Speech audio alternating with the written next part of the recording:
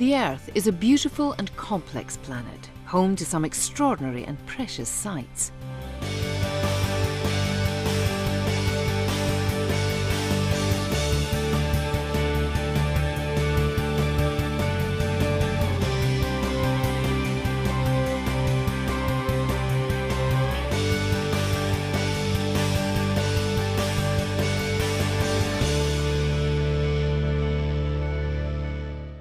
But over the last few years, scientists have become increasingly convinced that climate change created by mankind has the potential to alter our world forever.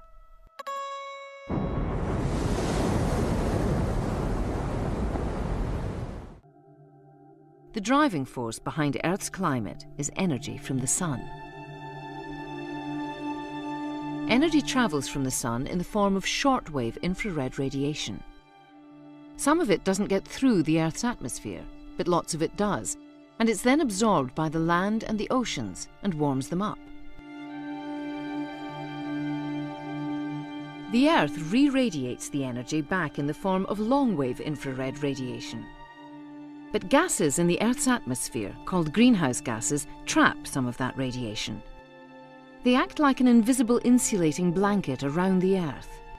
This effect is perfectly natural, and if the greenhouse gases weren't there at all, global temperatures would be 20 to 30 degrees centigrade colder than they are now, probably too cold for life on Earth to survive.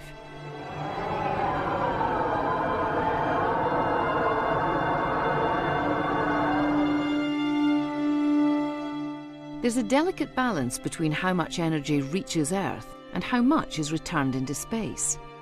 If the balance changes, it has a profound effect on global climate.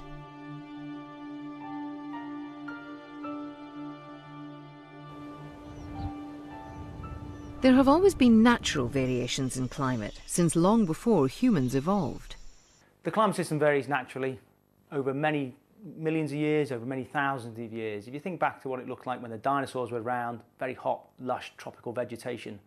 Over the last 2 million years, we've seen changes that have really been driven by how the Earth and solar orbit varies. And we get periods when we get less energy from the sun, and occasionally periods when we get more energy from the sun. And that variation takes place over 100,000 years. Also, where the actual continents lie, the continents move around over many millions of years. That can also gear up how warm or how cold the planet is. Other factors affect how much energy we get from the sun. For example, when volcanoes erupt, they can blast huge amounts of sulfur dioxide gas into the atmosphere. There, a chemical reaction creates tiny particles, known as aerosols. They reflect energy from the sun, making the Earth cooler. Everyone agrees there are lots of different natural factors that affect the Earth's climate.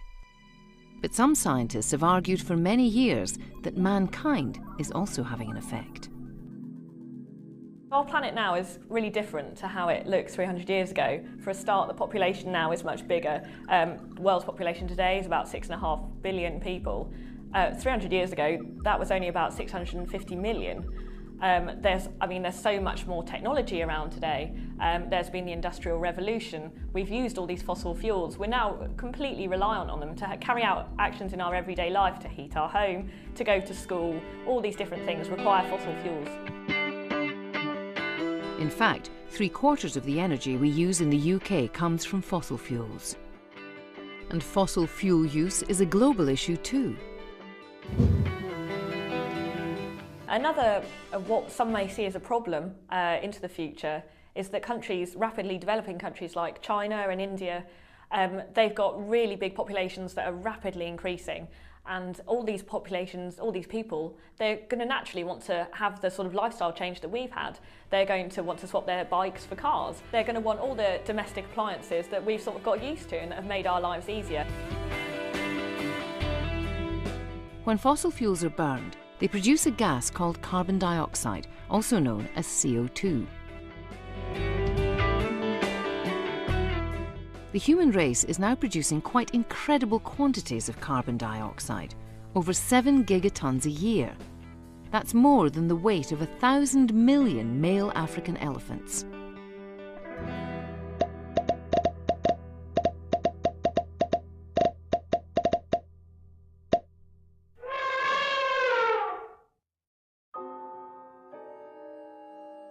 carbon dioxide is one of the greenhouse gases that are found in the atmosphere quite naturally. But for some time, scientists have argued that all the extra carbon dioxide produced by burning fossil fuels is making the insulating blanket around the Earth too effective.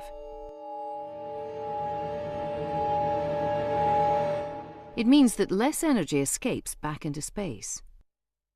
Instead, the trapped energy heats up the Earth's climate, producing climate change. Other things that humans are doing have also increased the amount of carbon dioxide in the atmosphere.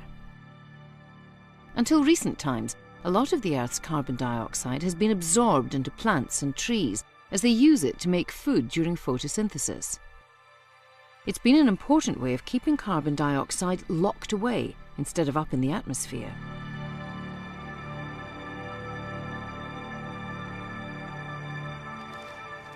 But all over the world, forests have been cut down to make way for farming and for towns and cities. The biggest tropical rainforest in the world is the Amazon in South America. It's the same size as Western Europe, but huge areas of it are being cut down every year so the land can be used for agriculture. And there are fears that the remaining forest is increasingly at risk of drying out. As it dries, it's becoming warmer. As it becomes warmer, the trees can't live and they're dying off.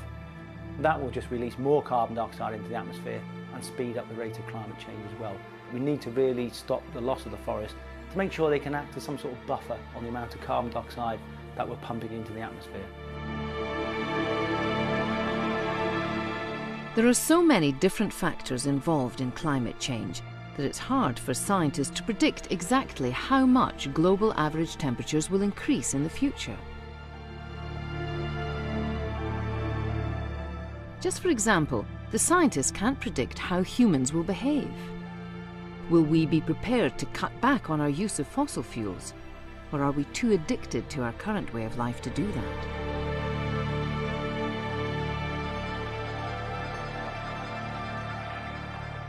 What scientists do know is that even small temperature changes could have very big effects on the planet. If we look at the ballpark figures for how much temperature change there will be over the course of the next 100 years, it'll be somewhere in between 2 degrees to 6 degrees Celsius warmer by the end of the century. That doesn't sound a lot. We experience temperature changes of 10, 20 degrees just by walking in and out of rooms. But if we look back on what's happened in the past, there's no period in human history where the temperature has changed by more than 2 degrees Celsius in the space of 100 years. So even the bottom end of the estimate, 2 degrees rise in temperature, is still a profound change, and it's a rate of change which is unprecedented as well. These scientists are in the Arctic, carrying out research on ice thickness and movement. The different factors involved in affecting climate interact with each other in complex ways, and climate change scientists are particularly interested in processes known as positive feedback mechanisms. These are processes that are triggered by climate change, which themselves then produce further changes, amplifying the effects of climate change. One example is in the polar regions, where there are vast amounts of ice. Ice reflects a lot of the light that reaches it. This means the ice stays cool because the energy is not absorbed. But now, because of climate change, there are large areas of the polar regions, like here in the Arctic, where there is less ice than there used to be. Instead, there's just open ocean. The dark ocean surface absorbs a lot of the light energy from the sun, which warms up the ocean, and that in turn helps to make the planet warmer. That means it's less likely that ice will be formed, and so the oceans will absorb more energy and become even warmer.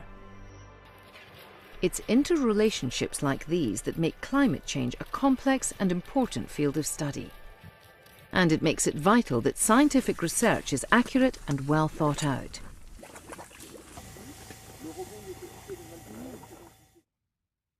To achieve this, scientists have a special way of working. When scientists undertake science, we carry out research projects, and then we write those projects up as scientific papers, and we submit those papers to be reviewed by other scientists. and they have to pass what we call the peer review process.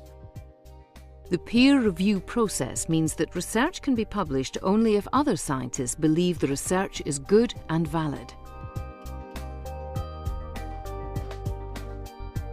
Dealing with climate change, or trying to avoid it, has the potential to affect the way we all live our lives.